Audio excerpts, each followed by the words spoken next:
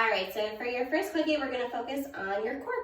It's not just what you see in the mirror here, it's pretty much everything down from your shoulders to your butt. So all of those muscles are gonna be included in your core. We'll call it abs, but you guys know the truth now.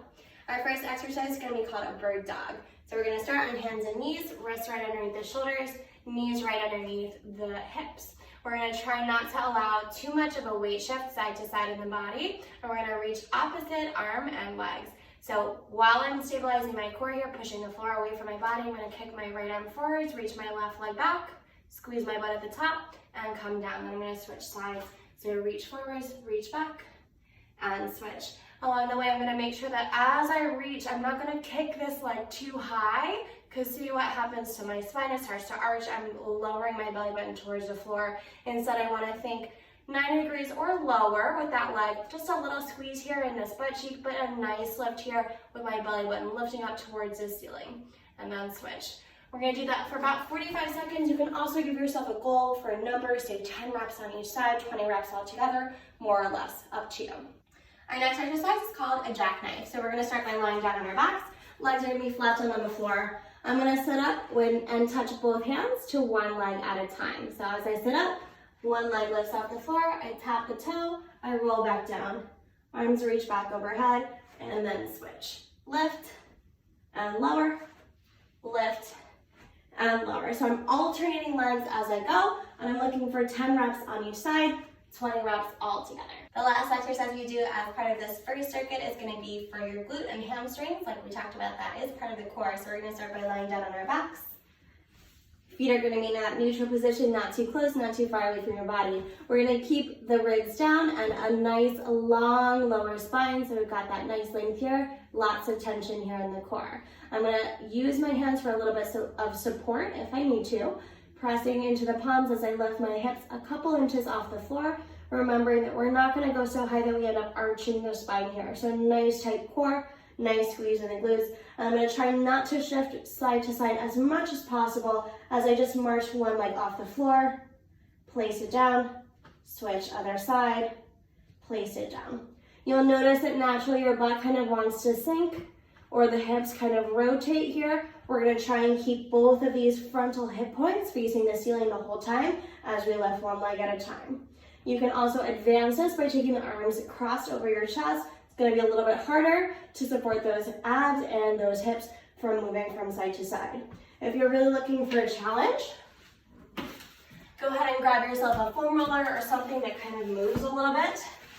You're gonna place your heels on top of the foam roller, come down and do the exact same thing. So again, ribs neutral, abs tight, nice little tuck here in the spine, lift up, march, one leg at a time. We're looking for about 10 reps on each side here, 20 reps all together. All right, so this exercise is called a half Turkish get-up.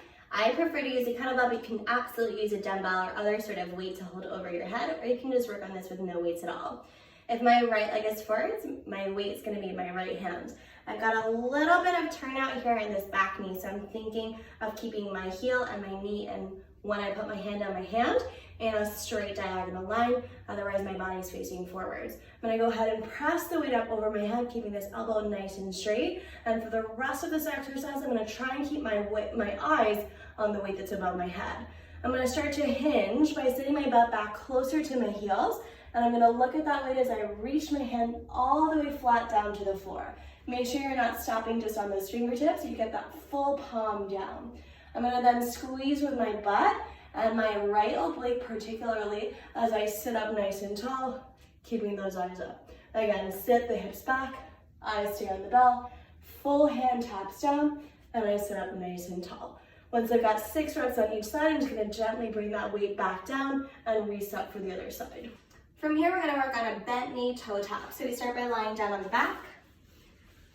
Knees are gonna come up off the floor to a half tabletop position with my shins parallel to the ceiling. My knees are gonna try and stay right on top of my hips, so at no point are the knees gonna come any closer to me here. So once I sit up, arms can relax down by the sides. Ribs are gonna be important to keep in on this one. So as I start to lower the leg, it's gonna be a natural tendency to press those ribs up in the air. I'm gonna try as hard as I can to keep them down.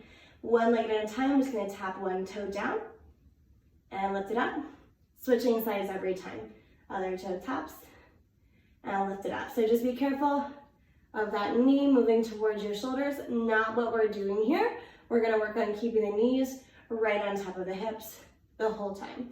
If you need a little extra challenge here, instead of alternating legs one at a time, you're gonna lower both of those legs down together.